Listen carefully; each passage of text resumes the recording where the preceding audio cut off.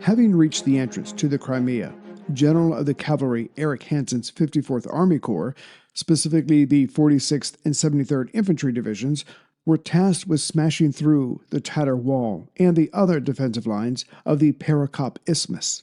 For beyond it was the massive peninsula, and certainly the Soviet port city of Sevastopol. Problem was, Colonel General Kuznetsov, commander of the independent 51st Army, and Admiral Oktyabrsky of the Black Sea Fleet were attempting to manifest Stalin's will by denying access.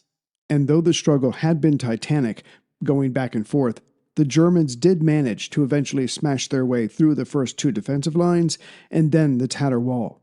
Kuznetsov had no choice. He asked and was given permission to retreat to Ishun, a town about 20 miles to the south. Though losing the first few battles, the peninsula wasn't in German hands yet. But just as Hansen's two divisions were about to dash south and continue the fight, the Soviets of the Southwest Front attacked the Romanian troops threatening Melitopol, about 80 miles or 128 kilometers to the northeast of Crimea's entrance.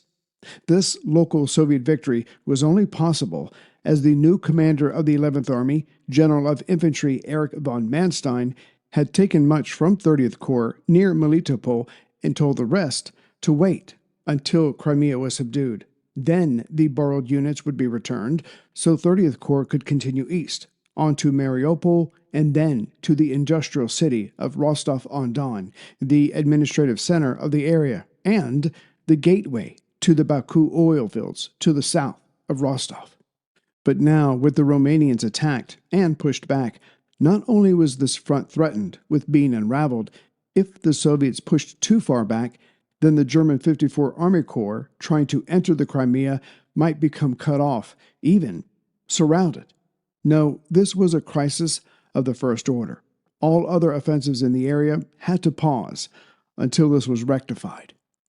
And warning this over, General Hansen sent the SS Leibstandarte Adolf Hitler, the SS Division, the Assault Gun Battalion 190, and most of the planes of Fliegerkorps 4 back to check the enemy near Melitopol.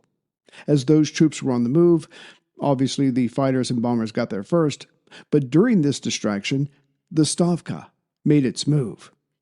With the Tatar Wall lost, Kuznetsov and Oktyabrsky told the Stavka, without more men, we cannot hold. Then they attached a recommendation.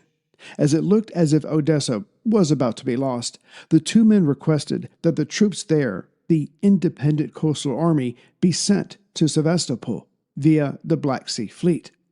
The Stavka grumbled, as all political entities do, but then assented. Before the first week of October was over, the Soviet 157th Rifle Division was being ferried over. Being distracted by the fighting around Melitopol, the planes of Fliegerkorps 4 did not interfere with these convoys. In fact, not until the last convoy on October 14th did the German planes make any attempt to stop this. But only one of the 11 ships that day were sunk. Odessa was about to be lost.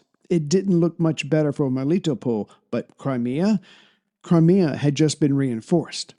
The sacrifice of Odessa and its people, coupled with the transfer of troops, would become a thorn in the German hide somewhere else. Despite the saying, don't put all your eggs in one basket, that's exactly what Manstein was about to do.